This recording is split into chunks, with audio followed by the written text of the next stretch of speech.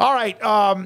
Couple of other notes from you in the chat room, and we have other games to look at. Paxton saying that Nebraska, Minnesota, Northern Iowa, he says, will beat Iowa State.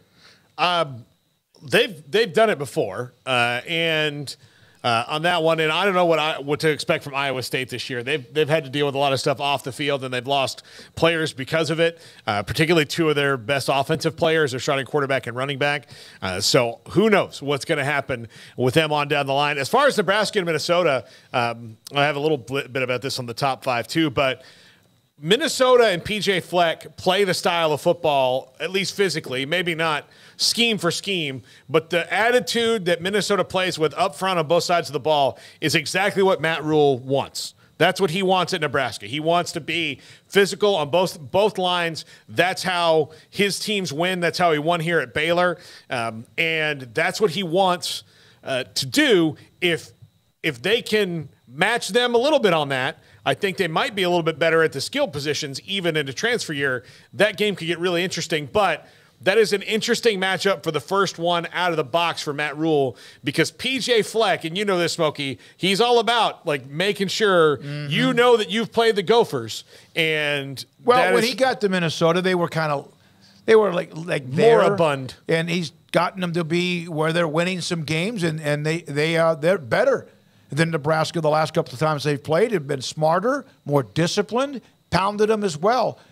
So we'll see with Matt Rhule. Matt Rhule's first year at Temple was terrible, was a disaster at Baylor his first year. There are even some fans that feel like that he plays down his first year so the second year looks better. I can't imagine anyone doing that on purpose, but there's been that insinuation. He scoffed at that one time when I asked him that question.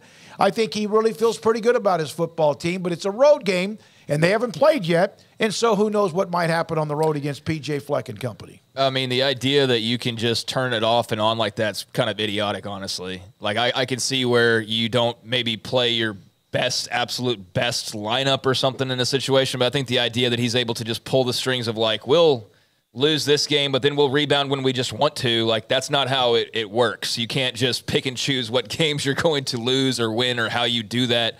But, I mean, I see where that comes from, and can see like the idea behind that.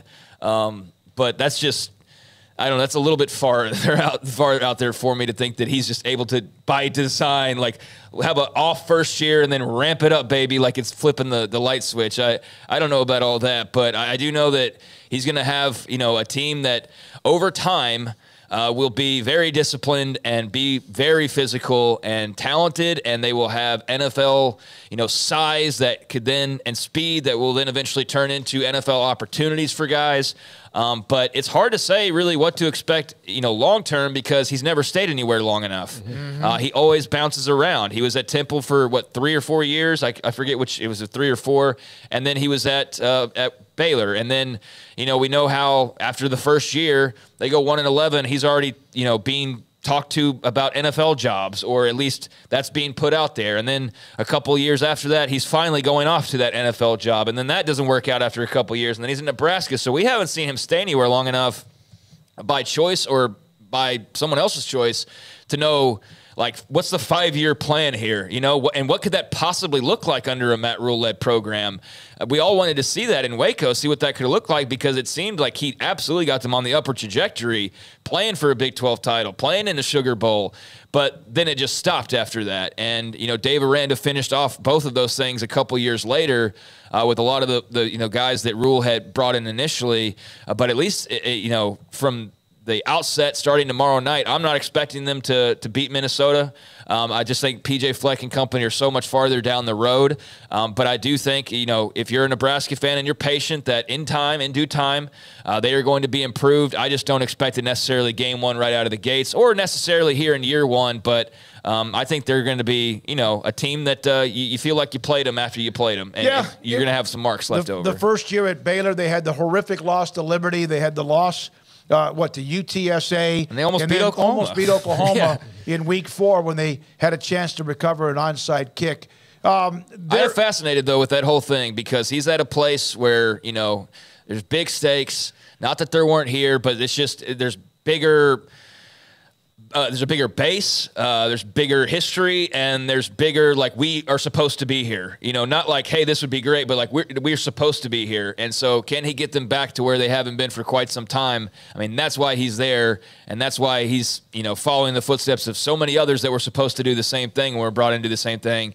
But I'm a Matt Rhule believer. I just do think, though, with him, it takes time. It's not an overnight success. And so if I'm a Nebraska fan, I'm just not overreacting to the first game unless it's, you know, something that should be worth overreacting to, like a 50-14 type of game. I think that would be concerning, but I wouldn't expect that. All right. There's a couple that say Nebraska with Matt Rhule will get better. Some disagree. There's been a lot of talk about them because of Rhule.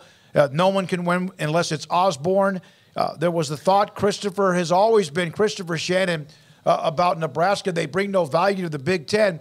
Even though they have been mediocre at best and have been a shell of themselves, they, for whatever reason, still bring in eyeballs. And I don't know why it would be that way because of who they've been, but they still have very high numbers when it comes to even games when they are 5-7, or if they could even be fortunate enough to get to that. I think here's what look, Christopher Shannon, I would just give them time under Trev Alberts and I mean, and Matt Rhule and all that, to what they did when they let go of Frank Solich and Steve Peterson was the AD there, was unwittingly they knocked out their heart. They changed who they were fundamentally, and let them try and get back to that. I think that in this new era of the transfer portal and having a coach like Matt Rhule who steps in and is a builder will be different, because this was not and maybe I'm too much of a Matt Rhule apologist or homer for him, because I saw what he did here and I really do like him. But that is when you hire a Matt Rhule, you're assessing what's wrong about your program. Everybody else that they hired post Frank Solich was, oh, we're going to do Bill Callahan because he runs a bit more of a modern offense, and we're going to go away from the triple option. Well, then you do that, and you're like, okay, we're away from the triple option. Bill Callahan did your work. Let's get Bo Pelini in here, and we'll have a backbone again. And then maybe Bo Pelini was too intense, so let's go get Mike Riley to give everybody hugs. Well, that didn't work. Well, Scott Frost was here back when everything was great, and everybody loved Scott Frost, and we'll make a statue of him out of Cornhusks if we have to. And then he just wasn't ready for that gig because there was so much that had gone wrong in the past. He probably didn't correctly assess what needed to be done, and that's what Matt Rhule's there to do. Yeah, and I think I just peeked over and saw Vern. I think it was Vern, maybe, the comments of you're wrong, Craig, they'll be who they are. Let me be very clear. I'm not predicting 93, 94, 95, 97 Nebraska. I'm not anywhere close to that. I'm a believer in Matt Rhule, given time, is going to make them better. I don't think they're playing in a national title anytime soon. I don't think they're winning the Big Ten anytime soon. Could I see a scenario where they're able to finagle their way into an appearance at some point? Yeah, but I'm not like getting over my skis here. I just think, given the brand of football that we've seen the last several years, yes, I have confidence that he can go in there and at least instill some discipline and have some concise football-minded, football-playing,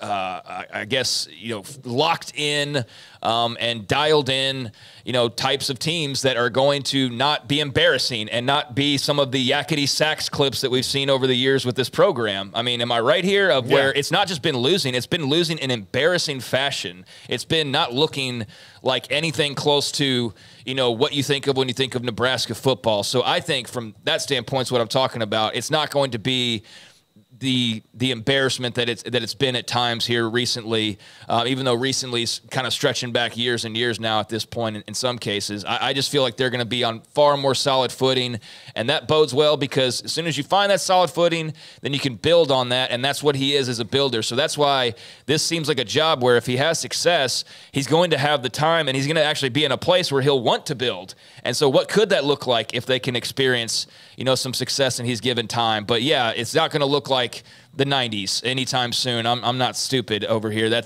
gonna have to see a heck of a lot more to believe that that's the direction that they're headed. They might occasionally have, if they can keep this all together at once, they might have a team that that, again, you don't even know about division championships, quad championships, because of how it's going to be set up. But I would just like to see them get back to bowl games. That's where it's been. That's how bad it's been. And if they don't, well, then they might be like a lot of other teams that go by the wayside. All right, when we come back, Ricky Thompson, former Baylor wide